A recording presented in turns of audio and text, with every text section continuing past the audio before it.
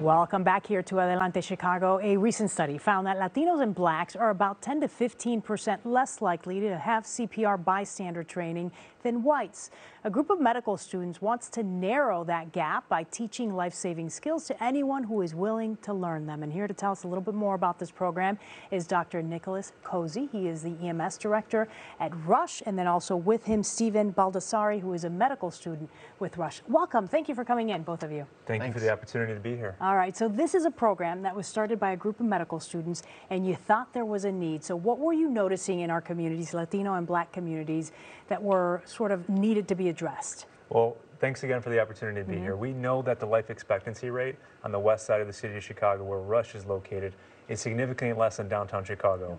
We have a predominantly African-American and Hispanic population on the west side, and we know, for example, that they are less likely to get bystander CPR, not only in the public, but also at home, which really prompted our medical students like Stephen and a few others to galvanize a group to go out in the community to help solve this important problem. Okay, so you've got the group, you've got the people willing to volunteer and give their time. So the question is the community listening, and are they coming to you for help? Absolutely. We've had a lot of folks reach out to us over the last couple of months.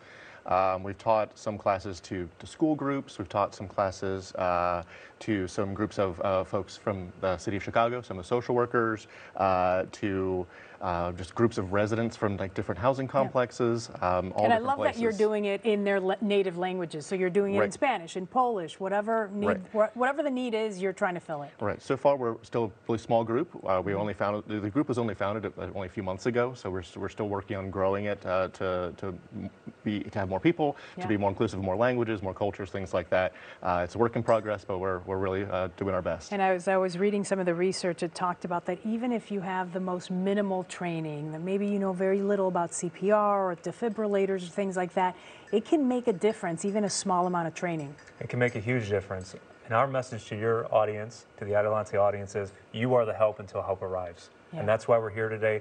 That's why we're going to continue to be here and really push this forward to try to reduce that life expectancy gap. All right, so you brought a few tools with you that you're going to show me how to use them, because I look at this and I think if I were in a stressful situation, an emergency situation, and I look at something like this, I would be overwhelmed and would not know what to do. Sure.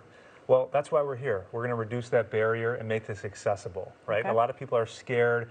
Prior to our taping, you were a little nervous, I seem, Lourdes, when you were doing this. What button do I press? Yes. But we're going to make this easy for you to understand, so all of our members and everybody in the audience watching today will be able to do this. So Stephen is going to demonstrate doing CPR. So Stephen, let's talk about the things you see.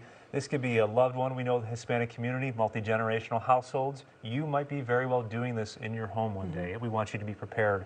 So if you encounter one of your loved ones or a community member that's unresponsive, they're not breathing, what are the first things, Stephen, that you would do? Well, one of the first things you want to do is call 911. You want to get that ambulance coming, because it can sometimes take 5–10 minutes for the ambulance to arrive from the time you make that call. So you want to get them started before you do anything else. You also want to make sure that the scene is safe. If you're in your house, hopefully it is safe, but if you're on the side of a street or something like that, you don't want to have 2 patients instead of 1 if you get hit by a car or something like that. So once the scene is safe, you've called 911, then you want to first check for responsiveness. You can say, hey, are you okay? Are you okay? And if they don't respond, then you want to go to the next thing. You want to see if they're breathing or not. You can put your hand over to see if you feel any air movement. You can look and see if their chest is moving at all.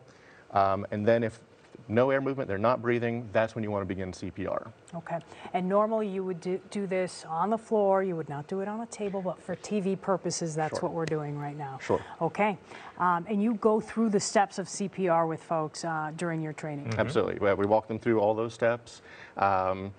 We also always want to make sure they move them away from a soft spot. So if they're on the bed, they're on the couch, we don't want to be doing CPR there. We want to get them on either something hard behind them on the floor, because if you're pushing on the bed and the bed moves, then you're not doing CPR as well. All right. So let's begin. So watch how Stephen is going to approach with the meaty part of his hand. That's going to be going right underneath the breastbone. He's going to lock his other hand in place, as so.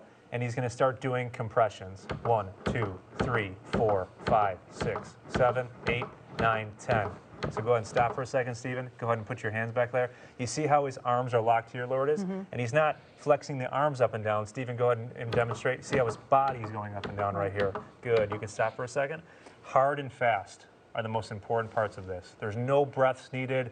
Previously, we taught rescue breaths. We don't do that anymore. This is hands-only CPR, hard and fast. If you have a partner behind you, you can switch out. But remember, someone's calling 911, and you're doing the best you can. I've always heard the trick of the Staying Alive song. Okay. Right? Yeah. Is that- okay. Absolutely. So that's something that people still talk about to Yep, this day. Staying Yeah. Alive, Baby Shark, there's Okay, any any of number those, just of, keep it yes, going. Okay. exactly.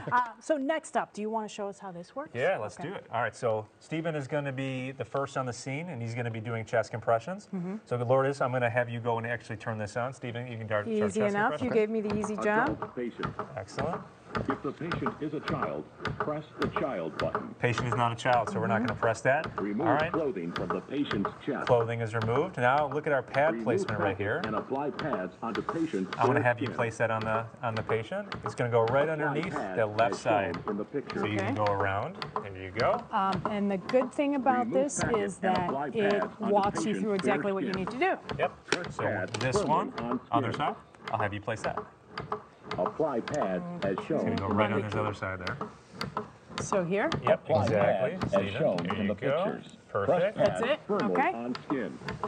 Okay. Do not touch the patient. Okay. Analyzing heart rhythm. It's going to tell you what to do. Do not touch the patient. Analyzing heart And will rhythm. they all look like this? Shock So advised. there's variations to what Variations. this would look like. Touch So shock is advised. So why don't you hit that Everyone lightning bolt? clear. Everyone's clear. Good. Press the flashing shock button. Shock delivered. How many times Begin should you be doing CPR. this? As many times until 911 asking arrives. you, yeah. Exactly. You see how Stephen started CPR again? It's exactly what you want to 10. do. What do you Okay. think? All right. I think I can do it. I'm think no you can. longer overwhelmed. I can do it. 20. All right. So for information about some of the training, some of the programs that you've got, you guys have given us a website, no, an email address where folks can reach you for information. Rush911@rush.edu. I thank you both for your work. I appreciate it. Thank you for Thank the you. opportunity to be All right. here.